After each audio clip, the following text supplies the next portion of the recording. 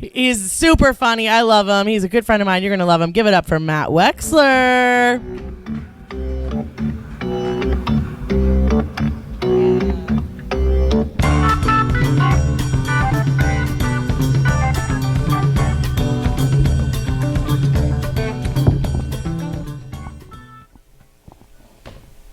Well, Shabbat Shalom.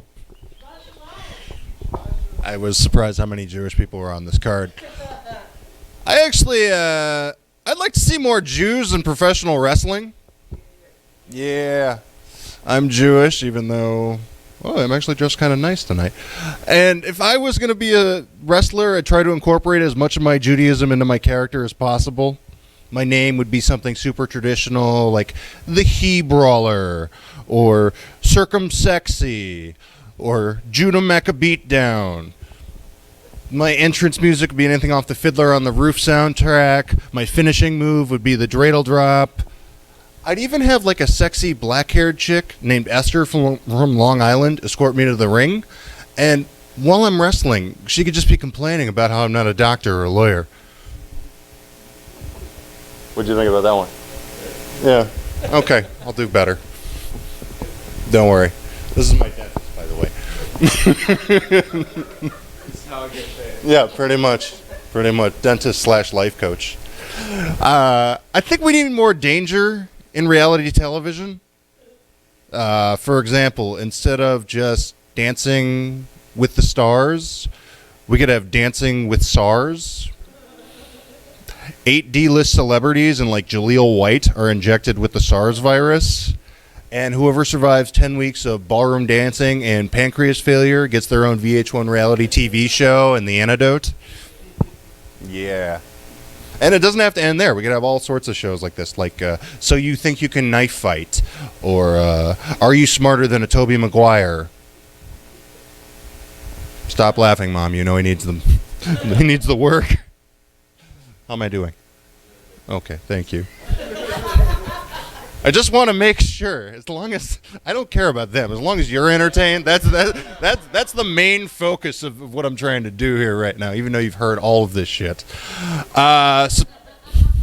Surprising to everybody, I am drug-free, except for the occasional ecstasy, but for the wrong reasons. I don't do cocaine anymore, not because it's illegal or not awesome, but because most coke is snorted off of a mirror. And I don't want to have to see the shame on my face while I'm doing it. Thank you, Lisa. There's just this moment right before you do a line where you see yourself in that mirror and you think, God damn it, I used to play Little League. Shouldn't say that when my mom's here. Otherwise, I don't do mushrooms purely for the fact that I hate eating vegetables. I won't do mushrooms, I just said mushrooms. I won't do heroin either, basically because I think it's too complicated. I mean, you think about it, there's just too many different components, like a lighter and a spoon and a dirty mattress. That deserve more. I know. This is the best part of it. See, it's not so easy up here. No, a lot of light. Yeah, no kidding. I don't have my glasses on. Oh, awkward transition. So, getting into the dirty shit. My friends and I have this tradition of going to the strip club on Valentine's Day because that's when we think the strippers are at their most emotionally vulnerable.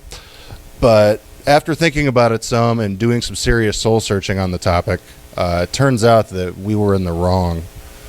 Strippers are really at their lowest on Father's Day.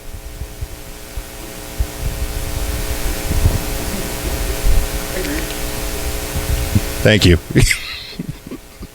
Actually, a lot of guys fantasize about having sex with 2 different women at once, but to me, I think a threesome looks like a lot of work. I mean, basically, you're spending like twice the amount of effort for pretty much the same result, and instead of just one woman harshly criticizing me to the verge of tears, there'd be another one just sitting there, agreeing with her the whole time.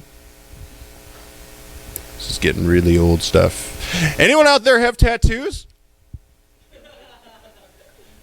Only crowd in Los Angeles don't have tattoos. Of course, everybody did a Holocaust joke when they came up here, so they need to be Jewish to do that. Okay, I always wanted to get one, but if I did, it would have to be something my mom would never notice, like a scab or a Band-Aid. I actually think if you're going to get a tattoo, you should get it as something useful. For example, like the periodic tables, in case a chemical fire ever breaks out. Or like, you know, a pre-written suicide note in case I ever get impulsive.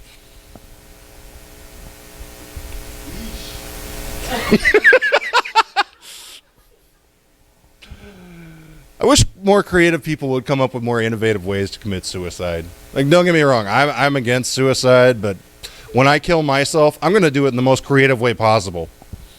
I'm literally going to douse myself in liquid nitrogen and then program a Roomba to shatter my body. Then, at my memorial, I'm going to have all my friends and family use my frozen remains as ice cubes. Anyone out there ever been in the Mile High Club before? Yep, probably not. I don't really understand the Mile High Club. I think if you want to have uncomfortable sex in a small room next to a working toilet, then try having sex in prison. At least there you don't have to pay baggage fees or like use condoms. I'd actually like to see what a actual Mile High Club would look like. I mean, you know, for example, like their secret handshake would be like a reach around. You know, their clubhouse would be like the Delta Sky Lounge. Instead of a mascot like an elk or a moose, their mascot would just be like HPV. Okay. Not so good, huh? Yeah, I know. I will get off the dirty stuff. No, I know. I'm trying. It's not easy. Leanne was right. I need a Coke. Okay. I actually dated a girl who only had one hand once, which was a lot harder than it looked. On our third date, I decided to take her to go see The Producers, which was a terrible idea because I didn't take into account the amount of clapping that goes on at musicals. I mean, at first I tried to overcompensate and clap really loud for the fact that she couldn't clap. Then I looked over and saw what her version of clapping was, which was like a heroin addict getting ready to shoot up, you know. It didn't work out. But it was okay. I was sick of feeling guilty around her every time I played video games. It's not like I took her to an archery range or anything.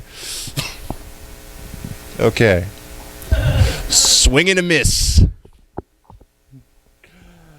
I know this will never happen, but I really, really want us to start shooting our trash into space. If for no other reason, it would be awesome. I mean, just think about it, okay? How poetic would it be if we filled in the ozone layer with the same garbage that helped create the hole in the first place?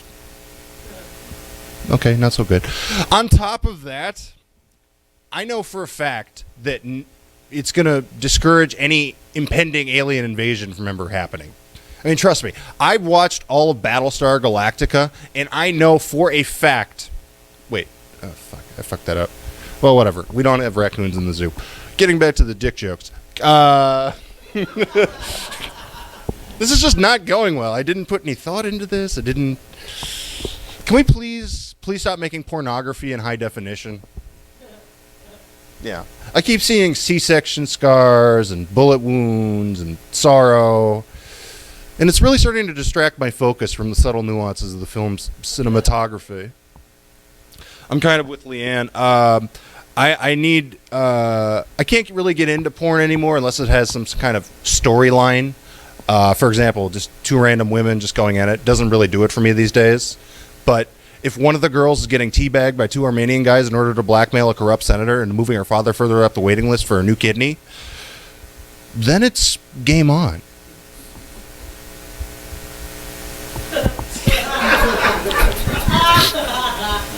That was a good one?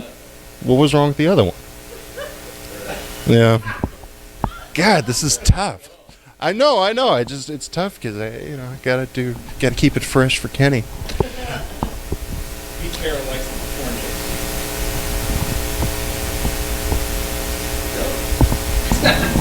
All right. Don't know what to do with that.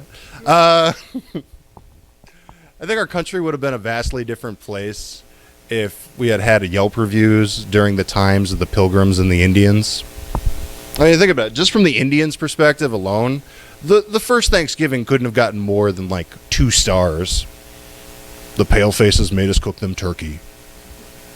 They wouldn't shut up about naming football teams after us. The only good part about the evening is they kept promising over and over to not steal our land and then gave us a bunch of blankets. I needed that one to work. God, now I'm going to start sweating up here and Kenny's up here and it's just not going well. Just not going well. Quick word of advice. If you ever plan on lying to somebody about having diabetes, make sure the person you're lying to doesn't also have them. Let me explain. A few years ago, when I had a full head of hair and high self-esteem, I used to get my haircut at Fantastic Sam's. Now, I liked going to Fantastic Sam's because for a $15 cut, they would never feel the need to, like, force small talk or apologize to you after they sneezed on the back of your neck.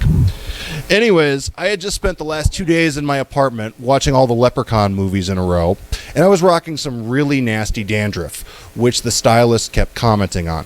So after about the 4th time she told me about what a failure I was as a human being because of my dandruff, I decided to turn the tables on her, and I said, "Oh, I'm sorry. I can't help it. I recently got diagnosed with diabetes and the insulin dries out my scalp." This was a poor decision for many different reasons. The main one being that she immediately said back to me, "Oh, really? I got the same thing." So now I am stuck in a chair not knowing a thing about diabetes, and she's asking me all these questions like, what was your last paleotepic enzyme count? And what's your fructose to protein ratio in your diet? And all I can do is keep lying and talk about how much I miss eating cake.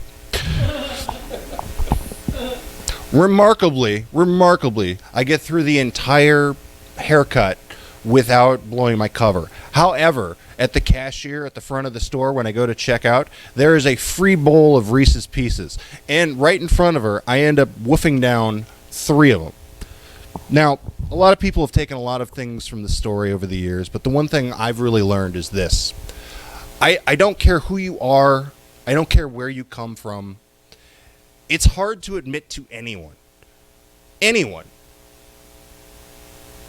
that you've watched all the Leprechaun movies in a row. Okay. All right. One more? Okay. I like this. We should take this on the road. The dentist and the delinquent. Okay. I know I don't look like it, but I'm mad. I have a friend who recently joined a cult, and it sucks because he's tried to recruit everyone he knows except for me. For legal reasons, I can't tell you the name of the cult, but I can give you a hint. It rhymes with... I don't know. Scientology. They said I was too negative. Fuck them. I didn't want to be part of their stupid cult anyways, Kenny. Although they might have been right about the whole negativity thing. Lately, I've been trying to channel my inner anger over things through spoken word poetry. And right now, I'd like to perform for you guys my latest poem entitled Tears of Garbage, My Complicated Relationship with the Homeless Guys Outside of Jamba Juice.